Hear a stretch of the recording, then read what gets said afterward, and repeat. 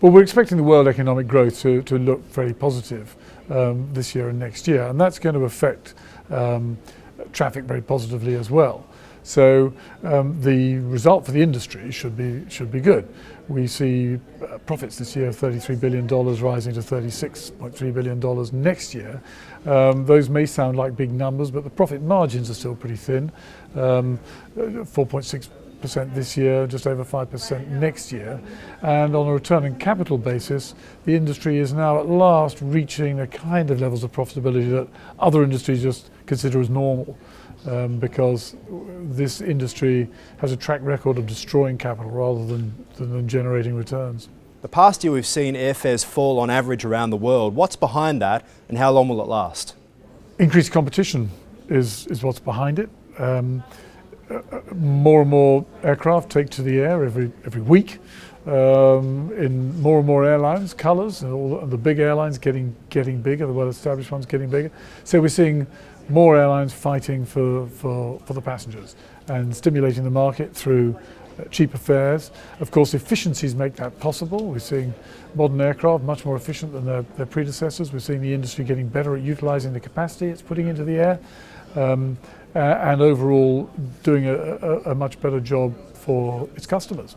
One of the things we saw after the MH370 disappearance was this aircraft tracking initiative. That's now been pushed back to 2018. What's the reason for that?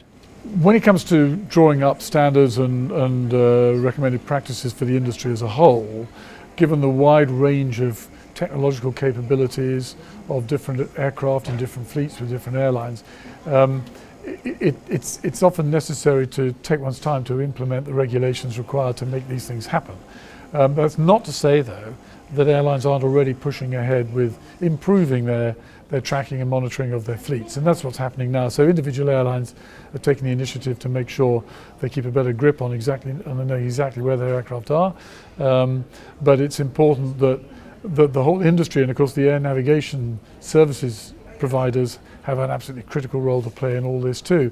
It's very important the whole industry can move in lockstep to improve their performance when it comes to actually making regulation, and that's all that's happened.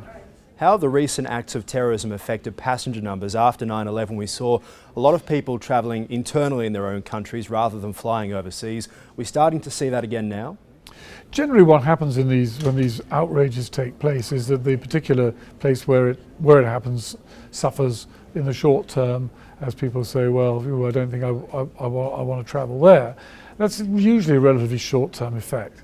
And of course, people planning on a holiday will go somewhere else instead, generally speaking. So it may be a closer destination, and so you do see some temporary reduction in overall traffic.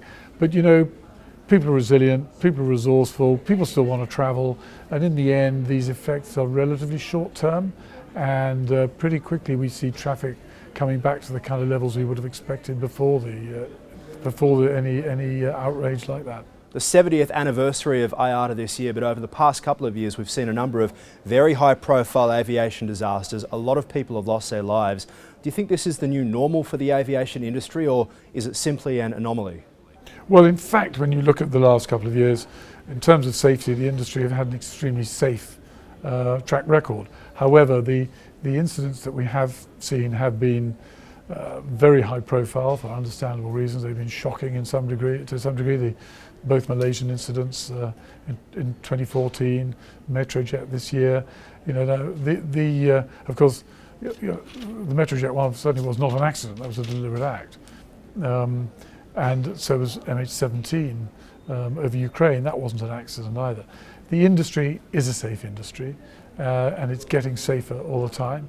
And I think the travelling public understands that, despite the fact there are some, as you say, very high profile and shocking incidents occurring from time to time. We've seen some good news in Australia this year financially for Qantas and also Virgin Australia. The capacity war now is over, perhaps even a settling down of arms between John Borghetti at Virgin and Alan Joyce at Qantas. Do you think the story about Qantas in dealing with the unions, watching the falling oil price, is a story for many other airlines around the world in a similar situation that Qantas was just a few years ago? Well, a lot of airlines have had to go through serious restructuring, and I know Qantas has been one of them, but airlines in Europe have gone through significant restructuring, the airlines in the United States also. And I think the story of Qantas is a great one. Only 3 or 4 years ago it was in serious difficulty, and it has restructured, and now it's in much better shape.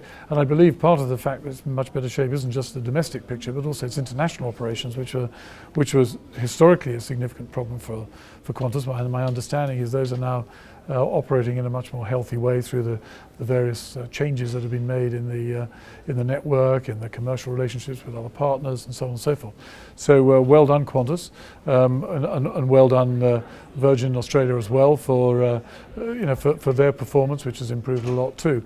But airlines are looking at each other. I'm sure that the managers at Qantas had a good look at what had happened in Europe, what had happened in North America and other parts of the world, and I'm sure others will now look at Qantas and see what they've achieved and see what lessons they can learn. Because the one thing in this industry is for sure is that you never know it all. There's always things you can learn from watching your competitors and from watching your partners, and I'm sure that the history of Qantas will provide valuable lessons for others in the industry.